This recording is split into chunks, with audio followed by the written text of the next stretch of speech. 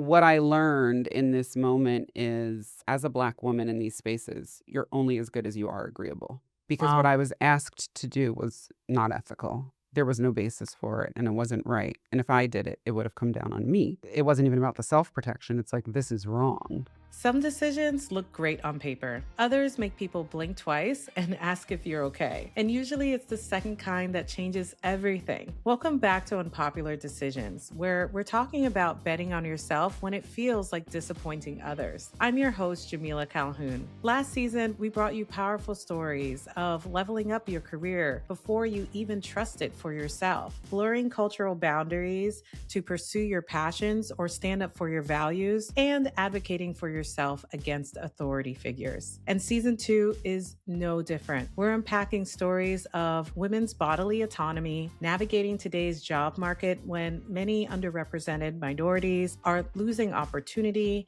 and trusting yourself after you've lost everything. Today's conversation sets the tone. At some point, a lot of us realize that doing everything right at work doesn't actually protect you. Alexandra Pinckney knows that better than anyone. Alexandra is a strategic marketing leader who has led teams and grown brands. Alexandra made the difficult and uncommon decision to sue her former employer after being terminated, just days after advocating for her team and raising concerns about discrimination. In this episode, we're unpacking what it really costs to speak up at work and what happens when integrity and the system you're operating in come into conflict. Let's get into it.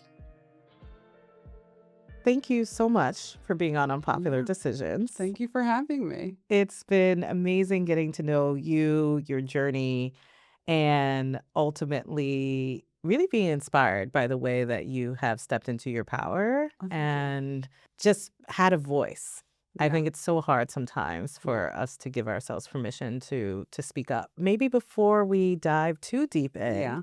I'd love for you to tell us about yourself and the unpopular decision that you made. I'm Alexandra Pinckney, and my unpopular decision is that I stood up to corporate abuse and challenged a system that expected me to stay quiet and probably disappear and fade to black. Okay. Yeah. Wow. About me in this transitional season, I've been spending a lot of time understanding who I am. Mm. But on, the surface, by trade, I'm a marketer. I have a marketing consulting firm called 901 Marketing Partners that is probably spawned out of this very undesirable situation. I'm a woman. I'm a friend. I'm led by faith today. I Mm. think I'm taking it one day at a time. Yeah. That is who I am, and it is important to me to stay true to who I am and to help others seek their truth and own their truth. That's beautiful. And as much as you were thinking about it, it's Mhm. very well articulated that you're, and all of us are multifaceted. Yeah. It also calls out, yeah, the idea of not disappearing Mhm. and Mhm. giving yourself the opportunity to be visible. What was the parts of your identity that you had to let go of as you stepped into this season of your entrepreneurial life Yeah. and journey? It's a really good question that came up in therapy for me last week. Shout out to the therapist. Yes.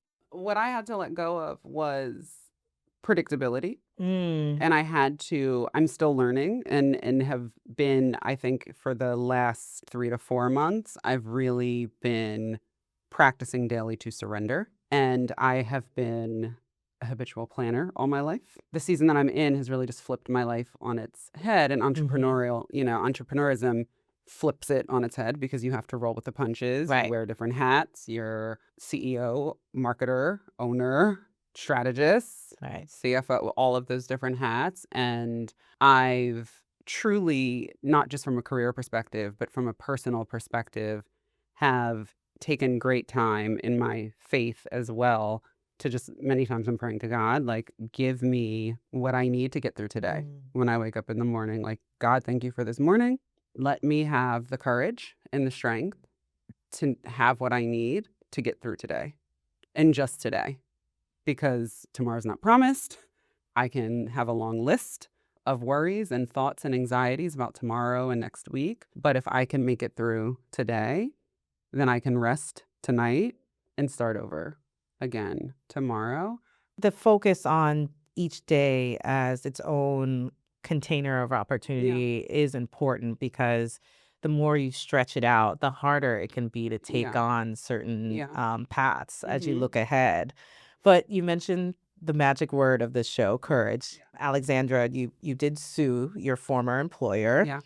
What did you stand to lose? I don't think I knew then what I stood to lose. The thing that I did know was it is not a favorable decision to make because it can create friction when you're trying to look for jobs. Mm, I had an inkling that, my financial situation would be just upturned. But what I know today, I did not account for the emotional and like mental well being that I stood to lose and didn't account for the shifts in relationships. There aren't a lot of people who know how to hold that with you or even and not even hold it, who know how to just be there with you. There were certain folks, friends even, who I wouldn't say drifted. I had to make the conscious decision because we only have finite amount of energy, right? And all of my energy is being put to staying on an even keel through this season. So I don't necessarily have the bandwidth to negotiate and to juggle than going into pursuing, you know, a career as an entrepreneur mm-hmm. and betting on myself, which was something that's always been in me, but I think has also been a direct, not I think, I know, a direct connection to the trauma that I experienced with the corporate abuse. I will say that I attempted initially to apply. I was interviewing, but internally my body was just, there were just these panic attacks that were happening. That was like, Mm. do you really want to put yourself back into a space where there's no checks and balances? And maybe there's checks and balances for other people, but there aren't checks and balances for you because you're a Black woman in a corporate environment. It's okay for people to discard you. All of that is so real, but just Yeah. makes the bet that you're making on yourself even more impressive. You kind of mentioned this idea of, as a Black woman in corporate America, just not being protected, Mm-hmm. more easily discarded. What was the moment where you felt that? And was that something you were aware of earlier in your career? No. And I don't want this to get confused with. Mm-hmm. I'm very aware that prejudice and racism exist. I'm aware of what it means to be other. I grew up as a young girl in a predominantly white neighborhood, elementary school. I was one of 5 Black kids, my brother included. And so I knew what it felt like to be other. And I knew what the microaggressions feel like when people say, oh, like you're so articulate. The classic. Right. Right. Or like, oh, you're so smart. Okay. And so I knew that, but most of my career was in New York. And so I had the pleasure of working under really, really good managers and bosses up to like the CEO level. So in my work career, no. Academically, it was always, you study hard, you work hard, you do the thing, you get to where you need to go. So this was the first time where it's like I'm producing results. I'm helping bring in millions of dollars and to close gaps. I'm building out teams. The dissonance that happened, because on one hand, it's like I'm being applauded for the work that I'm doing. What I learned in this moment is, and what my takeaway was, is that as a Black woman in these spaces, you're only as good as you are agreeable. Mm. Because what I was asked to do was not ethical. There was no basis for it, and it wasn't right. And if I did it, it would have come down on me. Mm-hmm. And apart from, like, it wasn't even about the self-protection. It's like, this is wrong. And I asked for help. So it was literally right, probably from a timeline perspective, just weeks before I was actually terminated. Did I realize that I have this fear that I'm being targeted? I'm not being heard. I went to HR terrified because what I did know is I'm a Black woman going to ask for help about a white man who is at this point bullying me. in trying to coerce me to do something that isn't right. I guess the lead that I'm burying is my manager wanted me to underrate my direct report, to put her on a PIP, which is essentially would just manage her out of the company on the heels of putting her up for promotion. So a month later, when you come back and you say, she's not performing and X, Y, and I'm just like, what are you talking about? Right. She's in fact actually one of my top performers. Everything in my identity was like, you can't do this. You just simply don't. And if he wants to do that, he has every right. You have the power to do that, but I'm not. We're not going to have me sign off on that. Yeah, mediation was supposed to be set up because that's what I asked for. The day that it was supposed to happen, an hour before, was canceled. Wow. With no reschedule. That was days before I was terminated. I followed up to say, hey, do we have a reschedule date? That's great that this is, because this was at once so urgent. And now all of a sudden it's like, we have to reschedule. So at that moment, I realized I don't, like in a very tangible way, I don't have the same protections that others might. I often find when things happen that quickly, your sense of self, your perspective of what's even happening doesn't have time to catch up. No. No. At all.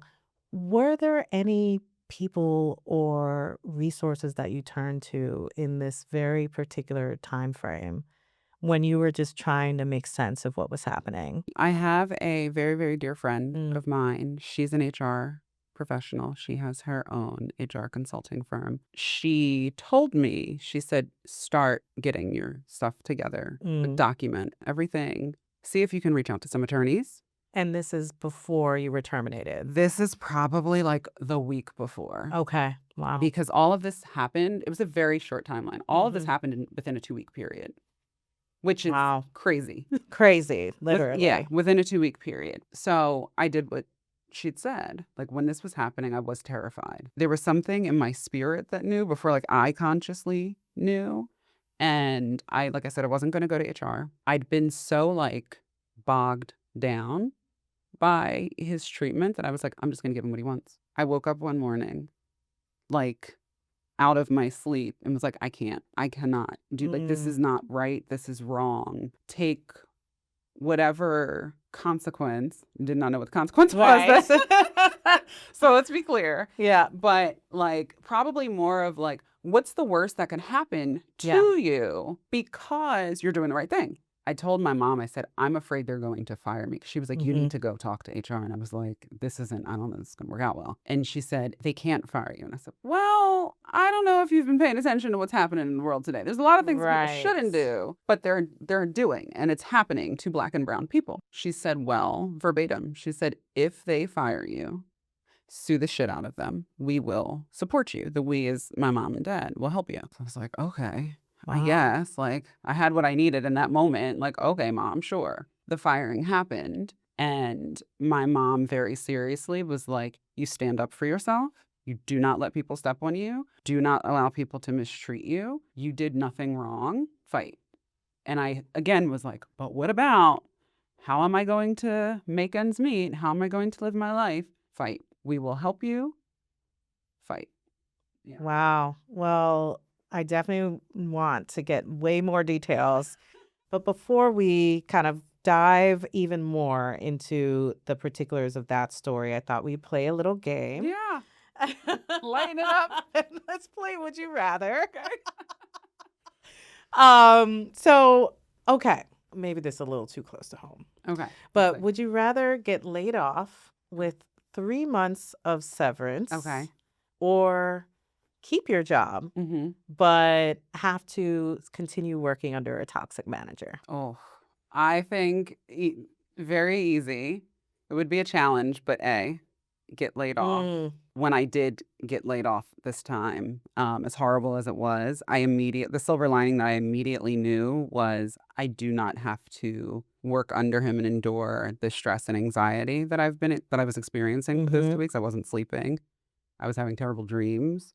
I'd come into the office and be like, I hope he's not here. Like, I'm like looking around the court, like it was bad. So yeah, lay off. Yeah. Give me the 3 months. I'll cry at home. It's hard. There is that immediate reaction, the tears, the, I thought I was doing great work. You battle questions about your own confidence. Yeah. But there are those moments where you also feel your body just release, and that relief comes in. And so sometimes it's hard to hold that duality, but I hear you. Yeah. I'd probably make the same Yeah. choice. Would you rather get $3 million, Okay. but have to sign an NDA, or get nothing but get to speak up? $3 million for 500, please, Alex, because you need to pay for what you did. Yeah. You need to pay for what you did. And listen, there's a world, like, yes, speak up and speak out, but I don't think that's enough. Companies feel economic impact. There's certain things like in settlements that you can require that they do, that either people would get the gist of what happened, or it holds them accountable Right. beyond just the economic accountability. The stats overall, I think it's up to 80-90% of these types of cases end up settling. Yeah.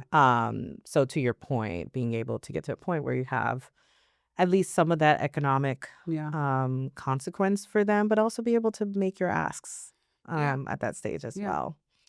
And I hear you. Like, I know there's people listening who are like, oh no, I would go the noble route.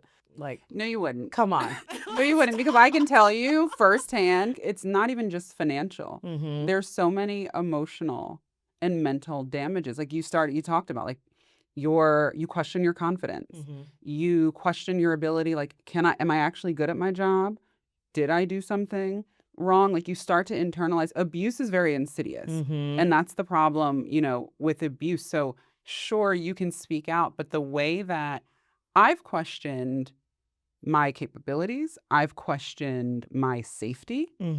Like, to have to be 38 years old and having like internal panic attacks in interviews, to be afraid, like truly, truly afraid of, could I ever work at a company again and be beholden to the decisions of people who don't value me anyway? That deserves, like, proper recompense has to be given for that. I've questioned my existence because the pain and the depression and the dark, like, it gets so heavy. Yeah. Right? That you're just like, well, what does tomorrow look like? And that's why I've had to stop thinking about tomorrow. Tomorrow can send me, or next week can send me into a spiral. Yeah. And it's like, I don't actually have to worry about that, because God willing, we all wake up tomorrow. But why am I afraid of something that's down the line, that's not guaranteed? It's also something I talk about a lot. My sister will laugh probably listening to this. It's like, you can't put a price on peace. No. You can put a price on aggravation. Yeah. Right? Yeah. Like, saving yourself the stress. Yeah. The emotional anxiety, saving yourself the aggravation, the inconvenience. All those things can be worth it. Yeah. And so, there's a price for that. Yeah. And you pay it one way, maybe inside yourself emotionally every day, not getting sleep. You pay for it on your health, or sometimes you have to pay for it with dollars. Right. And sometimes the dollars are cheaper Yes. than the emotional cost. Okay, one last one. Would you rather bootstrap your own business, but grow really slowly, kind of only have a lifestyle business, or get investors to help you grow? I think it depends on what the goal is. Depends on the business, the structure of the business. I've gone back and forth different times, and having worked in the venture space myself, again, like, I feel like this entire time we talk, I'll be like echoing like black women, but it's important because like, from a VC standpoint, right? Like, as founders, Black women don't get a lot of VC dollars, right? So many times Black women we're naturally bootstrapping until we can get that investment, because that's a whole other conversation of the challenges and the access to people, to be in the rooms, to be considered by people. But I truly say it depends on like what you're selling and the product, because either way, it's important, if you have investors, that they understand your core audience and customer base and your core products, because once you take investment, you're beholden to returns, and they like to see 10x, right? These like large multiples.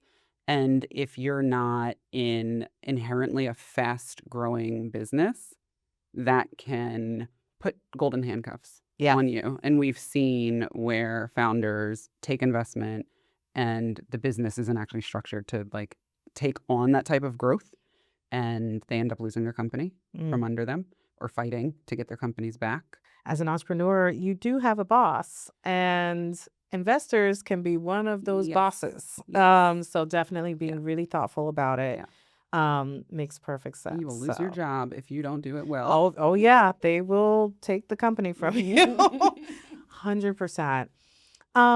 Well, you have talked a lot about Black women in corporate, in the workplace. And I think the particular moment that you were going through what you did is really unique in that we've seen what's happened with companies moving away from diversity programs.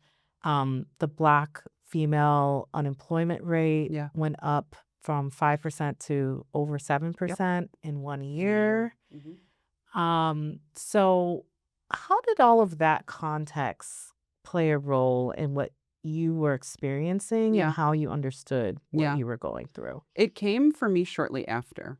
So very truly, when I was going through what I was going through in May of 25, it felt like an isolated incident. Shortly thereafter, in the news cycle, then we started hearing this devastating number. Over 300,000 Black women have been out of jobs, laid off it wasn't even a year's time. It was within the first half of 2025. That's when I was like, wait a minute, this is connected. And you start to take a look at the stories of the folks who are being laid off. And I started to have girlfriends who were being laid off. And we're talking about talented people, from executives down to, it wasn't just like at the entry level where, kind of last in, first out kind of deal, but it was middle manager, executives, top performers, high earners. And I mean, you mentioned the stat of unemployment for Black women hitting over 7%. Within that same time frame, the employment to population ratio are dropped to like 55%, which means that nearly half of the population of Black women is unemployed. It revealed to me that this is a larger problem. This is macro. It was indicative of and reflective of what we're seeing in our country today.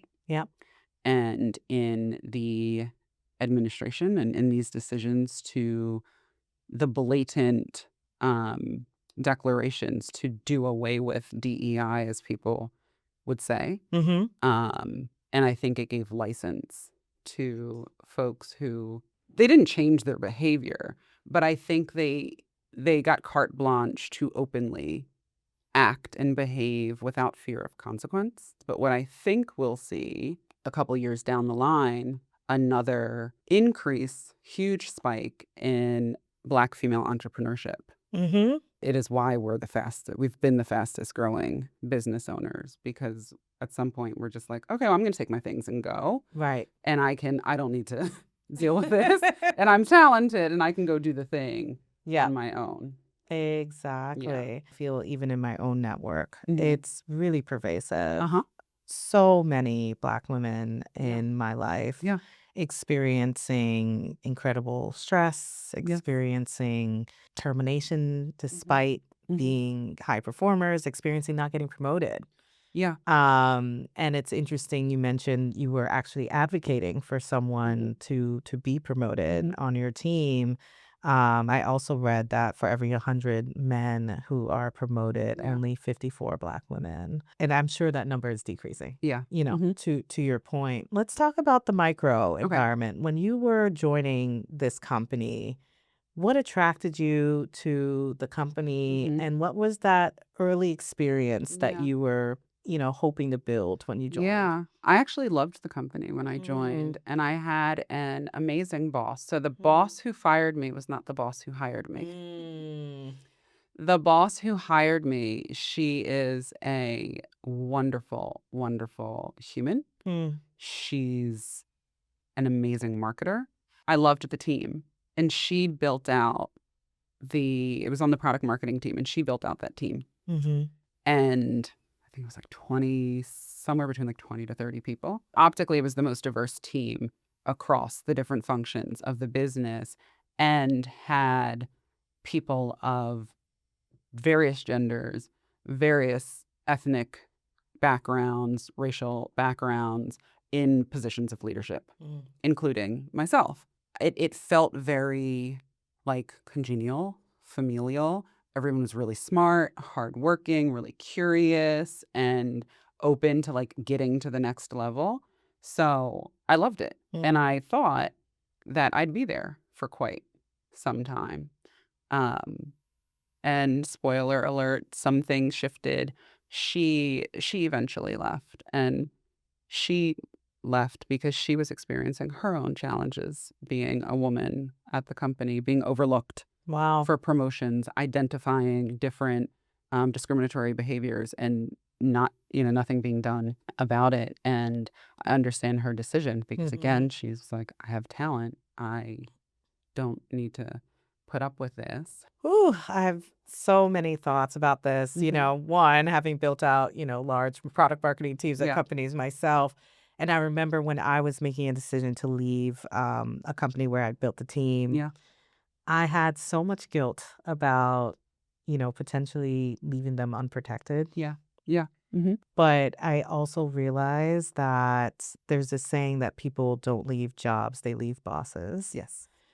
But also bosses leave cultures. Yeah. And you can't outmanage a bad culture. No. And I had to accept that I was not fully able to protect my team indefinitely. And actually being able to showcase what it looks like to walk away and stand in your power is another way of showing up for your team. Yes. Yes. I can just imagine the whiplash and the emotions when she left, and you realize the tide that she'd been holding back. Another thing you mentioned, of course, in the story, you get a new boss. There is that choice to just slink away quietly, put it under the rug, if you will. Yeah. What role did your identity, your faith play in the fact that you were eventually became clear that you were not going to take that quiet path? Yeah, I'd say my faith probably foremost. My faith is what put me on the path to do the right thing. Because in the moment where I got tired and, like, as people would say, like, I grew weary, that thing that I felt when I woke up, that like gut wrenching thought, like, I can't do this, for me, it was like that was God. That was like, don't go down that path. Because the truth of the matter is, if I made the decision to acquiesce to what he wanted, I would have had an internal struggle with myself, and I would have felt horrible. In terms of my identity, I have always been a fighter. Like, I'm resilient, and I choose the word resilient over strong because I think strong's not nuanced enough. As a Black woman, I reject the word strong. Because if I tell you I'm strong, if I identify as strong or allow you to identify me as strong, you don't see the soft parts of me. So I'm resilient, meaning like I'll get back up. I'll fall down. I'll have wounds. I'll cry, but I will get up. I have always had this belief and trait that in addition to doing the right thing, if there are people who need help and need protecting, and you're able, physically able, mentally able, emotionally able, financially able, you help them. Yeah. And you do that. To me, it's not like this big, oh my gosh, that's so wonderful. That's so caring. It's part of humanity for me, right? Like, we're all interconnected. So that part of my identity was like, I have to speak up. What about stepping up on behalf of somebody else felt different than what you eventually had to do to step up on behalf of yourself? Stepping up for her felt natural, actually, because I worked for, early in my career, CEOs of multinational investment firms who manage billions of dollars. And they were consummate leaders. Their core value of leadership was leading from the middle Mm. and not the front. And they would use words like servant leadership, right? I watched them in financially like tough performing years take economic hits so their employees could still get Mm. bonuses. So where like the management committee perhaps didn't get as large of a bonus, the employees didn't feel that hit. And that's not typical, right? Right. Like we hear all the time, folks get laid off, CEOs get increases, and it's like, Right. well, you have enough millions. I think you can maybe shed one or two. So I was groomed and coached along my career by people who were running massive companies and massively successful companies, what it looked like to be a leader, to show up and to coach and to nurture. Because of that, it was very natural for me to defend her and say, yeah, no. And to give my boss at the time who was challenging me grace and say, maybe it's because he's new. You know, maybe you're not familiar. Let me understand what you're looking at. Sure, dashboard, but like, what are you, what numbers? Tell me what you see. How did you benchmark this? Is this benchmarked on prior year's performance? When I got there, I was like, I'm not. Right. This is again where I'm like, I'm a Black woman. I'm not signing up for. You're not going to tell me shoot for the moon, land in the stars, or whatever. Right. The adage is Based off of the classic Yeah. finger in the Yeah. air estimate. Yeah, Okay. because I know enough. Because at the end of the year, when Mhm. the board wants to know why we didn't hit the goals, and then the CEO wants to know why we didn't hit the goals, and that trickles down, and you're gonna Right. be like, well, whose team was that? Well, she didn't? No. Yeah. So I fought to have them changed, and they were Yeah. changed and benchmarked. And so it was very natural for me to stand up Mm-hmm. for her and to try to, like I said, give my boss grace. Exactly. Yeah. In terms of advocating for yourself Yeah. and being litigious, Yeah. deciding to sue, there's a lot of social stereotypes Mhm. and expectations Mhm. around people who do go in that direction. Yeah. Was that in the back of your mind when you were making the decision to move forward and fight? I know your mom gave you permission, Oh, yeah. but Mhm. there's also the social dynamic as well. Yeah, it was in terms of like what happens when this gets out, Yeah. right? What happens when people find out, and who the people are, I don't know, right? Right. Like, the they, the what would they. they say? yeah, like what do they say? Will people again just look at me and be like, she probably didn't know what she was doing. She probably Mhm. actually was underperforming. She's just a disgruntled employee. I don't know if it's so much a thing of like, socially, will they think she's just after something versus it's also deeply personal. And it's been a deeply troubling and trying season and experience that so much has been revealed. But the thing that I know that gets me through again, it goes back to faith, that I do believe that this is bigger than me. When I started, I thought it was isolated. When I saw the macro, that I realized how many, quite literally, people shared what happened to them. And I just realized this is bigger than me. Yeah. I've just been given the torch, the cross, whatever you want to say, the torch to hold, the cross to bear, the whatever to speak up and speak out, and hopefully it stops. You've mentioned kind of moving through this journey quietly. And frankly, that's one of the reasons why I even started this podcast is that so many really tough moments in Yeah. life, we do feel led to Yeah. go through them quietly Yeah. because, Mhm. you know, everyone's human, they're busy, Mhm. we're not sure they're going to be able to hold Mhm. space, or we're afraid of the judgment, Yeah. but Mhm. that actually blocks community Yeah. when we're not able to be more open. Yeah. So as you think about now, maybe Mhm. people hearing your Uh-huh. story Yeah. through this podcast, Hey. what would it look like for your support system? Well, your support system is showing up, but Yeah. rather your broader community Yeah. and broader sets of acquaintances and friends to show up for you. Yeah. You know that saying where it's like, it costs nothing to be kind? Mm, You never know how you impact someone with a kind word. I think one of the things that's meant the most has been receiving messages from people that I've never met, mm, never saw, because the complaint, because it's filed, has gotten around. People with no motive other than to say, like, I'm really sorry this happened to you.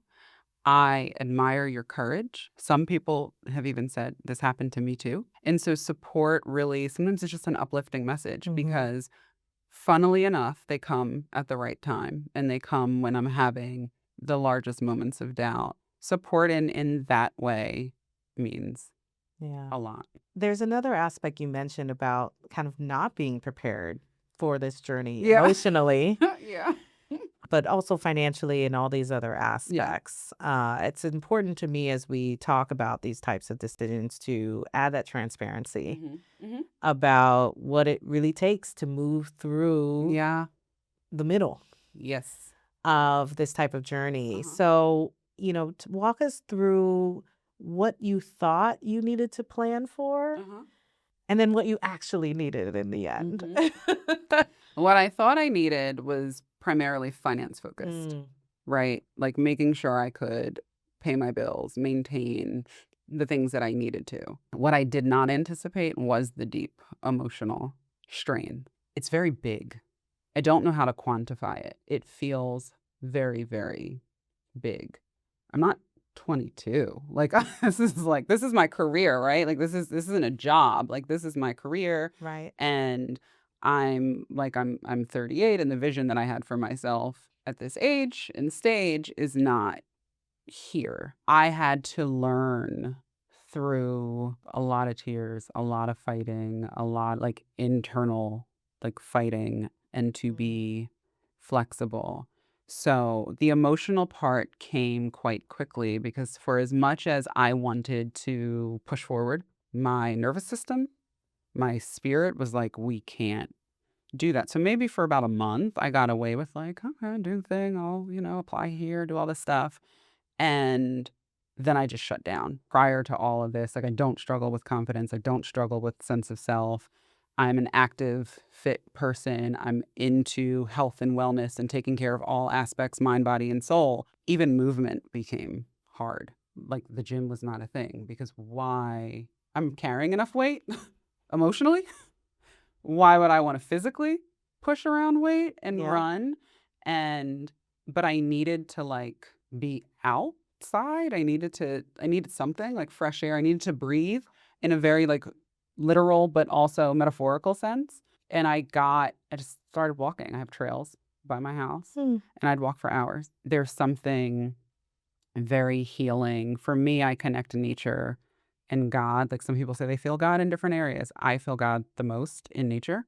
And so in nature, the things that felt so heavy and big, it now reminds me how small I am because compared to the trees, the sky, to be all woo woo, I'm tiny.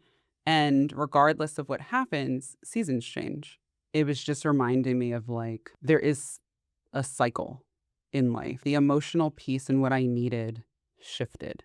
And now I got to a space doing that, taking that ease got me to a space where I could move and do more. mm. Um, and movement is non negotiable for me. Clearly, this was and has been Yeah. a really challenging journey. Hmm.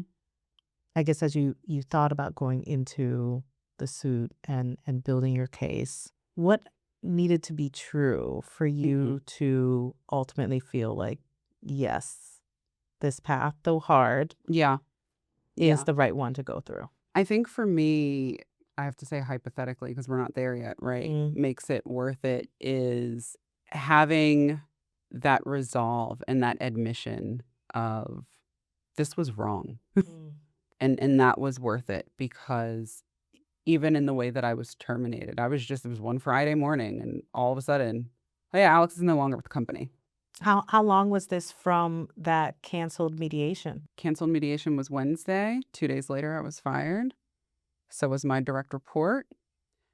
Thursday, I had just offered, I was also running a hiring process because the same boss who fired me tasked me to build out the team. So this is, right, the incongruence. Right. I hired a direct report, gave her an offer Thursday. I was fired Friday. Whatever they told the company or the team, I'm no longer with the company. The woman I hired would essentially assume my position. Continued shock around the timeline. Yeah. Yeah. And that speed. But you were saying just having them kind of admit that Yeah. situation was wrong. There was a blank space that was left, as if either A, I left upon my own volition, or I must have done something so heinous, right? And then they started spreading rumors about, oh, her performance, the metrics, the numbers and things weren't right. So for me, it is worth having that sort of resolution and that admission of, yeah, no, that we were wrong. And today, what that now looks like is it comes through compensation. It comes through judgment that says between the defendant and the plaintiff, you're wrong. Yeah. And you now have to pay the consequences because I've been suffering the consequences of their horrible decision. 100%. Well, it's interesting as well, just the fact that you have made it to this point. You are going to trial. I was reading, for those who do think there's a whole bunch of people just out here suing their employers. Because to your point, there's this idea of disgruntled employees, and there's a lot of rumors essentially about it, but only 1% of people actually file a formal case. Yeah. Already in pretty rare company there. And as we mentioned earlier, most cases settle. And then for those who do go to trial, I think it's less than 20% do end up with a successful trial.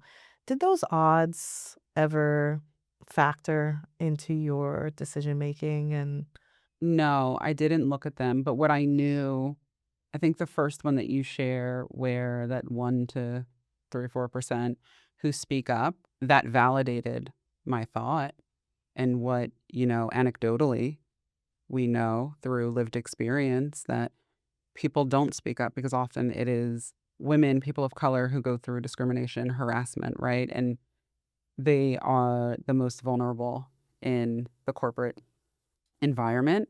And when you talk about people of color and what it means to be like first generation wealth generators, often their salaries don't just go to them or to their most immediate family. They may be taking care of parents or nieces and nephews or siblings, or like the money is split generationally. So when you have individuals who are impacted by discrimination, retaliation, harassment, the decision that they very quickly have to ask themselves is like, do I have the bandwidth to do this? Can I afford to do this? Because there are people that are dependent upon my financial well-being. So a lot of times it goes unchecked. So when I saw that statistic, I was like, yeah, that makes sense. And I think it's just so pivotal in all of that, having my parents be so supportive and my mother be so vocal prior to any knowledge, right? Factual knowledge of how things shake out, that we will help you. We'll support, like we will figure out whatever we need to, but you fight. Were there any worst case scenarios or outcomes that were playing in your mind that maybe, at certain points made you start to doubt the path that you had started to walk down? Probably like the emotional, mental game, the financial piece of like, how long can I hold on to this? Because the other thing, right, is even in being an entrepreneur, when you have this open case, companies dig to like try to find something, an ounce of something to be like, oh no, she's fine. She's okay. And like the truth is, no, I'm not okay. I'm struggling. Like I'm struggling and I'm fighting. The biggest thing that comes up for me on repeat from time to time is how long can I withstand this? And that I did know is part of the process, the dragging out, because people do get tired. Companies bank on people getting tired. I hold out hope that this can be wrapped up quickly. Doubts every day. Yeah. It goes back to what you're saying about resilience. Mhm. And endurance is a double-edged sword Yeah. because, like you said, that's really all they're betting against is the hope that you won't be able to Yeah. endure. Yeah. Well, as we start to close out a little bit, I'd be curious if there's anything throughout this journey that you look back on, either a signal that you missed earlier on Mhm. or a step that you wish you had taken Mhm. um, now that you have the benefit of hindsight. I wish I'd gotten out sooner Mm. with the layoffs. Having that up close personal look of how it was handled, I was like, this isn't, it was like, it was disappointing because I knew morally, ethically, culture wise, something was awry. And I was like, this is probably my time to Mm. start looking elsewhere. And I'm in a leadership position. I'm building out a team. It gets busy. Things are going well. And he was like, Yeah. I don't have a regret. It was just more of like oh, I saw something. Yeah. It's a great reminder to everyone listening. That first Pay indication. attention.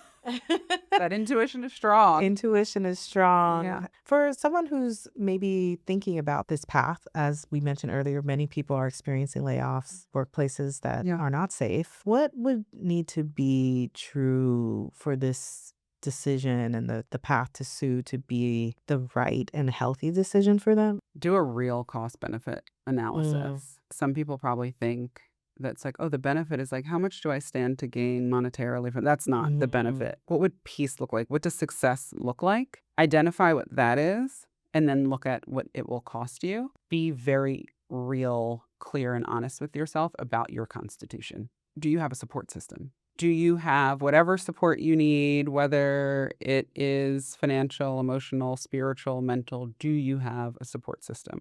Do you have a therapist? Do you have some sort of divine relationship, knowing, understanding, spiritual grounding? I can affirmatively say I would not be sitting on this couch today. I wouldn't still be here if it weren't for my faith. My faith got stronger in this, but that took time because at first I was very much, why did this happen to me? And when I didn't have the ability to like lean into my faith, I had people around me who did and spoke faith over me and prayed for me. And eventually I got the strength to, just like I didn't have the strength to move and I started with walking, I crawled toward that. But I think you need to be very clear. Do you have the constitution? Do you have the support? Do you have some sort of spiritual divine grounding? If you don't, I don't know how you can Yeah. make it through. And I guess maybe you can build it while you go through and like seek the, support. I would not choose this again. I would not. Okay. I would not choose. Not that I wouldn't make the same decision again. If I had to, so, like, would you rather? Like, I wouldn't personally be like, sign me up to sue somebody or to go through this. Yeah, unfortunately, life forces us into certain crossroads Yeah. that Yeah. are not of our choosing. Mhm. If we could just dilly-dally Yeah. and avoid ever making this type of choice, great. Yeah. Yeah. So I totally hear you. Well, now you're an entrepreneur. Yes. What about this journey has informed how you're approaching your business and your life going forward? I do it with great intention because to the point of, being an entrepreneur where you can be your own boss, right? And sure, I'm not necessarily, in my case, beholden to like someone can't say, I'm going to take your career away. But as a consultant, you have clients Mm-hmm. and they can say they don't want to work with you. Or they can say, we really love your work and we would love to continue working with you. So for me, it is still about being intentional and making sure that there's alignment with the clients that I work with and the companies and culture, that there's still cultural alignment because you're still dealing with people. This experience has heightened my intuition and given me like a very, very strong sense of, even if I can't connect the dots and I don't understand why, it's like, if this doesn't feel right, it's not. And let's go before we find out. It's also helped me to be more nimble Mm.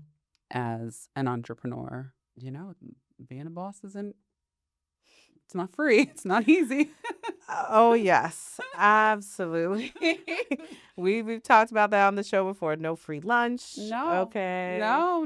Then maybe you missed lunch because I don't live with anybody. So I may have been working on something real hard and nobody brought me a sandwich, to say here's lunch. So yeah. 100%. Well, our final question, because this show is all about building the courage Yeah. to live your truth.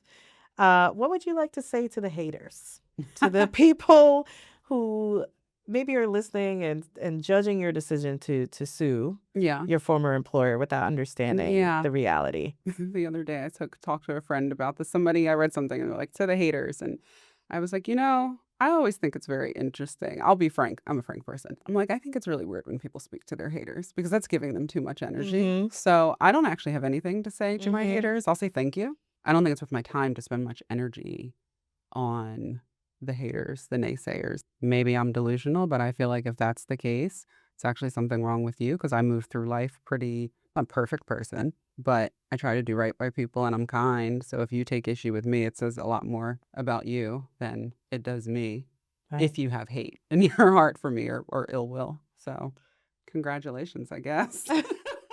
Thank you and congratulations. That's what we've got for them. Yeah. Well, Alexandra, thank you so Thank much you. for being on Unpopular Decisions. Thank you Your for having me. story is so powerful. Oh my goodness. And we're wishing you all the best Thank as you. your journey continues. Thank you. This was fun. I was scared. I was nervous. I was like, I don't know if I need some tissues, if I'll cry, if I'll do whatever. But this was All of it was welcome, Yeah. but you killed it. We're so happy that you're here. Thank you. Happy to be here. If something in this episode stayed with you, it's not an accident. It usually means you're ready to stop following the script. Thank you for joining us with our first episode of season 2 of Unpopular Decisions. Please be sure to subscribe wherever you listen. We're on a mission to spark 1 million courageous life choices. So if this episode resonated, write us a review or share it with someone who might need a little encouragement right now. Thank you for listening, and I'm glad you're here.